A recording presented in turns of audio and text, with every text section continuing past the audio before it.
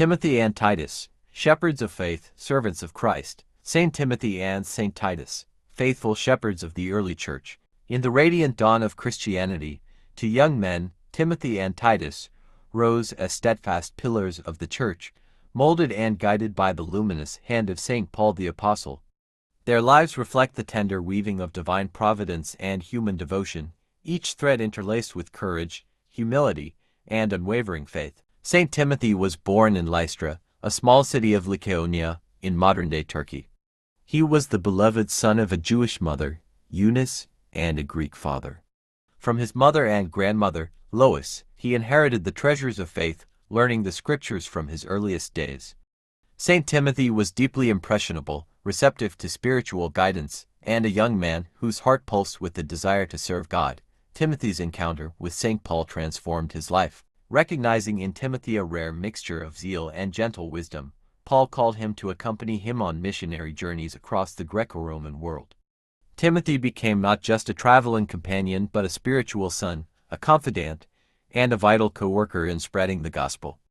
Entrusted with delicate and crucial missions strengthening fledgling Christian communities, confronting false teachings, and encouraging the faint-hearted, Timothy's loyalty and courage were beyond measure. Paul later appointed Timothy as the bishop of the church in Ephesus, entrusting him with the sacred responsibility of shepherding a large and diverse flock. His episcopal ministry was characterized by vigilance, pastoral care, and a deep concern for both doctrine and holiness of life.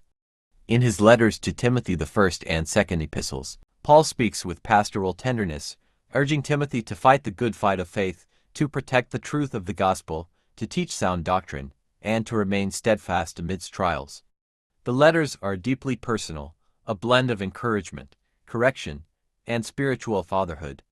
Their main message is clear: faithfulness, perseverance, and love in service to God and the Church. Saint Titus, born on the island of Crete, was also chosen by God for a life of service. A Greek by birth, he became one of St. Paul's closest companions and collaborators. Titus was entrusted with delicate missions, such as mediating conflicts within early Christian communities and delivering Paul's letters, demonstrating extraordinary discernment and grace.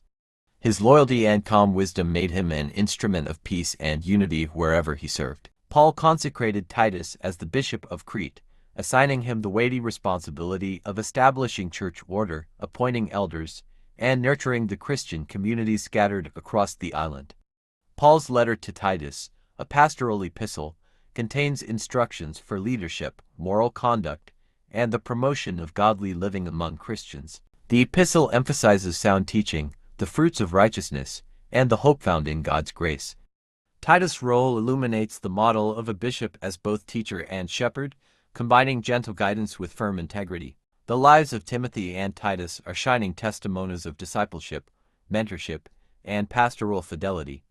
They embody the call of the church to care for the flock, to teach truth with love, and to live in imitation of Christ.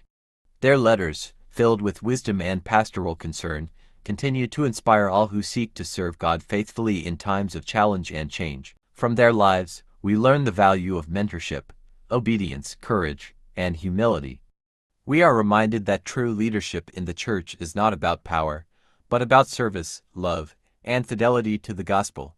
Their journeys call us to ask ourselves, meditation question: am I willing to be shaped by God through others, to serve with humility, and to remain steadfast in faith, even when the path is difficult? Saint Timothy and Saint Titus, shining lights of the early church, invite us to embrace their courage, dedication, and pastoral heart, so that in our own lives, we may be instruments of God's love and truth.